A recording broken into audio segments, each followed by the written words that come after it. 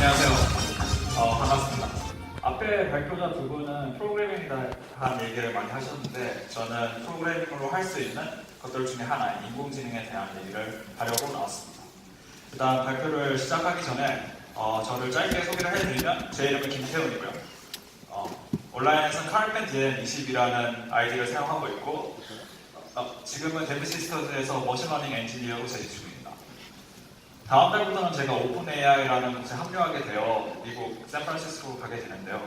이제 오픈AI가 어떤 곳인지 대부분의 분들이 모르실 것 같아서 짧게 소개를 해드리면 오픈AI는 비영리 연구 단체이고 이제 인공지능이 인류의 해악이 되는 것을 막고 전 인류가 인공지능의 발전에 혜택을 받을 수 있는 것을 목표로 하고 있는 기업입니다.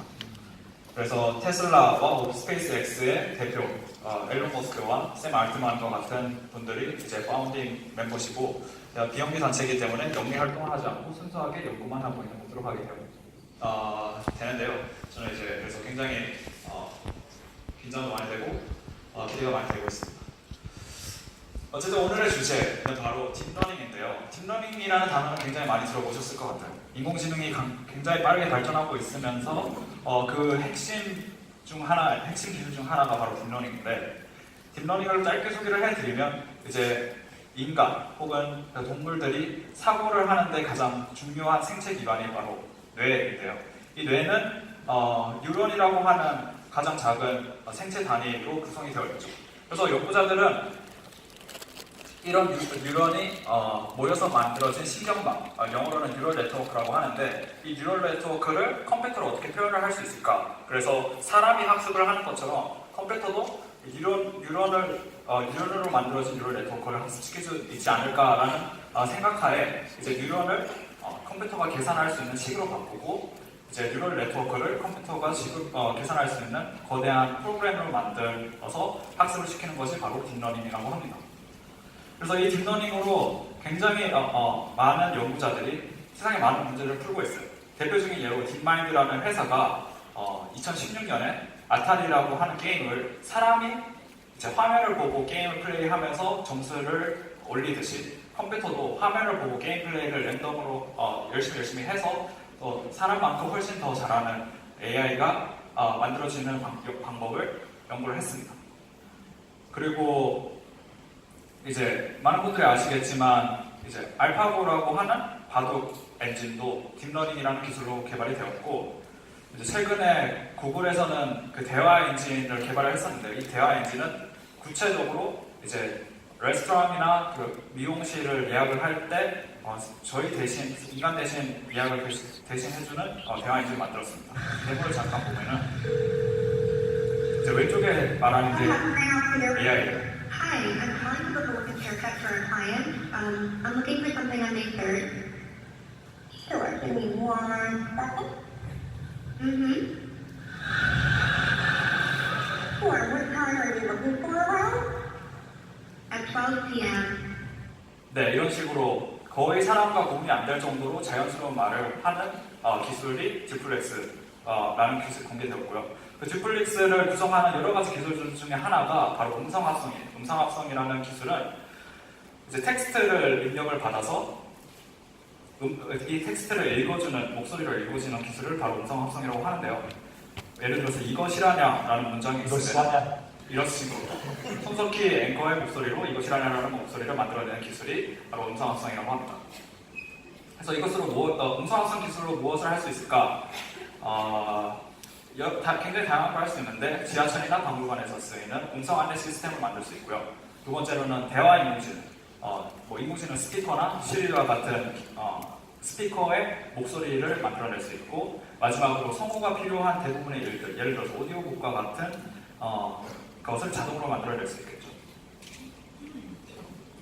그래서 그 구글이 최근에 탕코츠론이라고 하는 굉장히 훌륭한 논문을 냈는데 지금 보이시는 굉장히 복잡한 그림이 사실은 별게 아니고 앞서 설명드렸던 뉴런 하나하나를 인간의 뇌처럼 디자인을 해서 음성합성에 최적화된 음성합성을 가장 잘 말할 수 있게끔 하게끔 디자인된 네트워크가 이제 이런 형태가 되었고요. 구체적인 거는 이제 나중에 관심 있으시면 논문을 읽어보시면 되고, 이렇게 사람과 똑같은 목소리를 만들어낼 수 있는 음성 합성 기술이 바로 딥러닝으로 딥러닝 기술의 발전을 통해서 완성이 되었다라는 것을 말씀드리고 싶어요. 그래서 데모를 짧게 들려드리면, MYTC 토크 콘서트를 찾아주신 청소년 여러분, 지금 여러분들이 꿈꾸고 있는 꿈들은 미래의 세상을 바꾸는 원동력이 될 것이라고 생각합니다. 오늘 MYTC 토크 콘서트 자리가 그 꿈들을 더 크게 가꿀 수 있는 자리가 되길 바랍니다. 세상을 바꾸는 오딘 파이팅. 네, 이런 식으로 여러분들이 만들어낼 수 있는 모든 아무 문장이나 성숙의 앵커와 같은 다른 사람의 실제 사람의 목소리로 만들어낼 수가 있습니다. 그래서 이렇게 음성 합성과 뭐 게임, 바둑과 같은 굉장히 다양한 문제들을 풀고 있는데, 저는 오늘 이 자리에서 인공지능 연구자들이 정말 풀고 싶어하는 문제들에는 어떤 게 있는가를 짧게 소개를 해드리려고 해요. 이제 뭐 인공지능이라는 분야에는 다양한 큰 소문제들이 있어요. 컴퓨터 비전, 자연 처리, 강학습. 이 중에서 저는 오늘 여러분들이 그 프로그래밍 대회에 참여를 하셨으니까 인공지능 연구자들이 하고 있는 프로그램을 만드는 인공지능이라는 연구를 짧게 소개를 해드리려고 하는데요. 이제 여러분들은 문제가 지어지면 그 문제의 답을 낼 수 있는 프로그램을 짜잖아요. 인공지능은 그것 자체도 인공지능으로 우리가 프로그램을 짤 수 있을 거다라는 목표 하에 굉장히 많은 연구를 하고 있습니다. 예를 들어서 지금 여기 보이시는 네모와 동그라미, 그리고 조금 더 큰 네모와 동그라미 두 개, 이 두 개의 그림을 봤을 때 저희는 뭐 원을 그리는 함수와 네모를 그리는 함수가 있으면은 이 두 개를 포루프 두 번 돌려서 어떻게 코드를 짤 수 있을까 바로 생각해낼 수 있죠. 그래서 이거를 우리가 생각할 수 있는 것처럼, 우리가 생각해내는 것처럼 컴퓨터도 문제를 풀 수 있지 않을까, 코드를 만들어낼 수 있지 않을까 라는 고민으로부터 이제 연구를 시작하게 됐고, 이렇게 이 두 개의 이미지를 보고 코드를 완성한 다음에 우리가 변수 뭐 2를 3으로 바꿔서 세 번을 루프를 돌려서 새로운 그림을 만들어낼 수 있는 연구를 했었습니다. 이제 MIT에서 했던 연구고, 지금 뭐 네모 동그라미 외에도 그냥 논문이나 그냥 수학자들이 쓰고 있는 다양한 그 도표들이나 그림들에 쓸 수 있는 그림을 컴퓨터가 자동으로 만들어내는 연구를 했었고요. 그리고 이제 또 다른 연구가 이제 데이터를 만드는 인공지능인데, 이제 하나의 인공지능을 학습을 시키기 위해서는 우리가 이게 정답이고 이게 틀린 거고 무엇을 만들어야 된다는 걸 알려주잖아요. 그래서 그렇게 학습에 사용되는 무언가를 우리는 데이터라고 합니다. 그래서 인공지능 연구자들은 예를 들어서 사람 사진들을 데이터라고 봤을 때, 만약에 인공지능이 사람이라는 컨셉을 제대로 이해를 했으면은 사람 사진을 우리가 뭐 아무것도 하지 않더라도 스스로 만들어낼 수 있을 거다. 그렇기 때문에 인공지능이 스스로 컨셉을 이해를 했으면은 사진을 만들어낼 수 있을 거다라는 모티베이션 동기로부터 이제 사진을 만들어내는 인공지능도 연구를 했었는데요. 그 기술의 핵심 중에 하나가 제너레이티브 어드버서리얼 네트워크라는 기술이고, 뭐 이 복잡한 거는 제가 오늘 이 자리에서 설명을 드리지 못하겠지만 짧게 데모를 보시면은 이렇게 사람 사진을 한 사람에서 다른 사람으로 자연스럽게 옮겨가는 이미지나, 아니면은 여기 보이시는 사람들의 사진은 실제 사람의 사진이 아니라 인공지능이 만들어낸 사진인데, 이렇게 완벽하게 사람의 뭐 여자라든가 남자라든가 흑인이라든가 뭐 백인이라든가 우리가 어떤 사진을 만들고 싶다고 정해주면은 인공지능이 진짜 사람처럼 보이는 사진을 만들어내는 기술도 연구를 하고 있습니다. 그리고 이제 마지막으로 강화학습이라는 연구 분야가 있는데, 이 강화학습이라는 기술은 알파고, 그리고 앞서 설명드렸던 아타리 게임을 학습시키는 데 사용이 된 기술이고요. 쿠키런이라고 하는 게임을 통해서 짧게 소개를 해드리면, 쿠키런은 이제 러닝 게임인데 점프를 해서 젤리를 얻고 점프를 해서 장애물을 피해야지 점수를 많이 얻을 수 있는 게임이에요. 그래서 이 게임을 강화학습을 통해서 학습한다고 했을 때 이 쿠키가 할 수 있는 행동은 점프 아니면 슬라이드, 이 둘 중에 하나를 할 수 있거든요. 그래서 이 쿠키에게 처음에는 랜덤한 행동을 아무 행동이나 할 수 있게 한 다음에 얘가 우연찮게 점프를 해서 젤리를 얻었을 때 이제 젤리를 먹으면 점수를 많이 받을 수 있구나. 근데 점프를 해야 될 때 하지 못해서 체력이 떨어져서 점수가 낮게 떨어졌을 때 그러면은 이런 상황에서는 점프를 해야지 더 많은 점수를 받을 수 있구나. 이런 거를 스스로 행동을 해보면서 수차례 해보면서 어떤 게 좋은 거고 어떤 게 나쁜 건지를 스스로 학습하는 학습 방법을 강화학습이라고 합니다.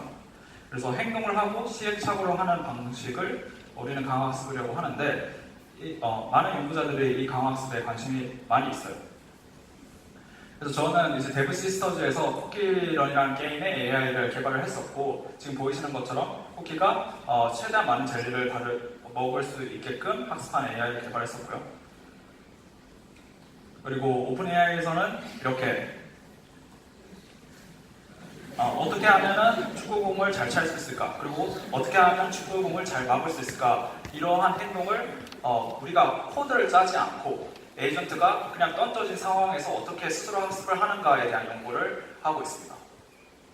그리고 이제 사람이 VR 환경에서 그 블록을 이제 쌓는 걸 보고 로봇이 어떻게 하면은 이 사람이 한 것처럼 똑같이 저 조합대로 블록을 쌓을 수 있을까에 대한 연구도 진행을 하고 있고요. 그래서 이런 강화학습이 사람들이 굉장히 중요하게 생각하기 때문에 중요하게 생각하는 이유 중에 하나가 불가능한 문제들을 풀게끔 할 수 있기 때문이라고 생각을 하는데요. 예를 들어서 알파고도 바둑도 몇십 년간 컴퓨터로는 절대 풀 수 없을 거라고 생각을 했지만 딥마인드가 그걸 풀어버렸죠. 그래서 딥마인드가 바둑을 2세대 구단을 이기고 나서 이제 그 다음에 풀겠다고 선언했던 게 바로 스타크래프트인데요. 딥마인드에서는 이 스타크래프트를 이제 어떻게 유닛을 선택하고 어떤 유닛을 만들어야 되고 어떻게 이동할지를 하나의 그 인공지능이 할 수 있는 행동들로 정의를 해서 이제 프로 선수들, 예를 들어서 이용호나 이용한 같은 뛰어난 프로 게이머들과 대결을 해도 이길 수 있는 인공지능을 만들려고 노력을 하고 있습니다.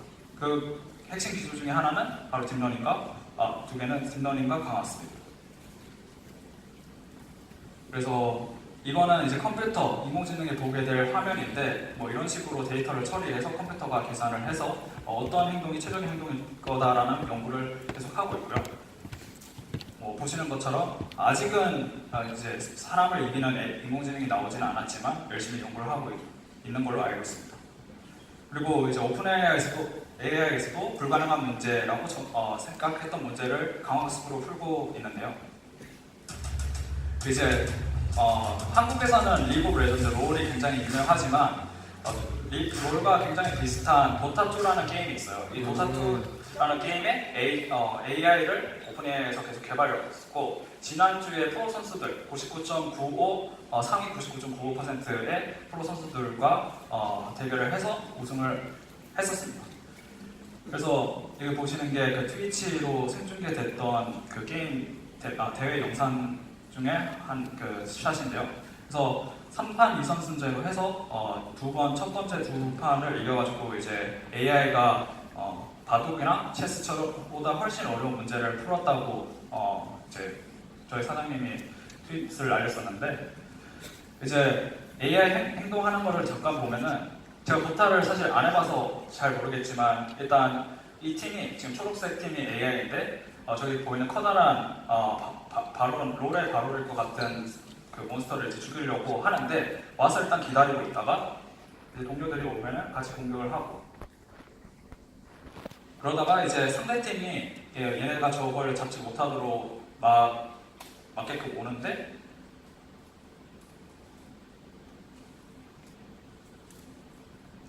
이렇게 여러 가지 스킬들을 잘 피하면서 상대 팀들도 다 죽이고 이제 원래 죽이려고 했던 몬스터를 죽이는 것을 볼 수 있죠. 그래서 굉장히 놀라운 점은 얘네들은 처음에는 아무것도 할 수 없었을 거란 말이에요. 우리 어떻게 해야지 게임을 이기는지조차 모르니까 어떻게 해야지 미니언을 죽여야 되는지도 모르니까 처음에는 왔다 갔다 랜덤하게 움직이다가 강화학습을 통해서 몇 달간의 강화학습을 통해서 이렇게 사람을 이길 수 있는 인공지능을 학습할 수 있었습니다. 그리고 또 하나 약간 흥미로운 점은 도타라는 게임은 이제 게임을 시작하기 전에 어떤 영웅으로 플레이를 할지 선택을 하게 되는데 오픈AI에서 이제 어떤 픽을 골랐을 때 가장 승률이 좋은지를 예측할 수 있는 시스템도 만들어서 게임을 하기 전부터 약간 승률이 벌써 88%였다는 것을 확인할 수 있었다고 해요. 그래서 사람은 누가 어떤 픽을 했을 때 확실히 우위일 거다라는 것을 잘 예측을 하지 못하는데 인공지능이 이것을 또 해결할 수 있었다고 합니다.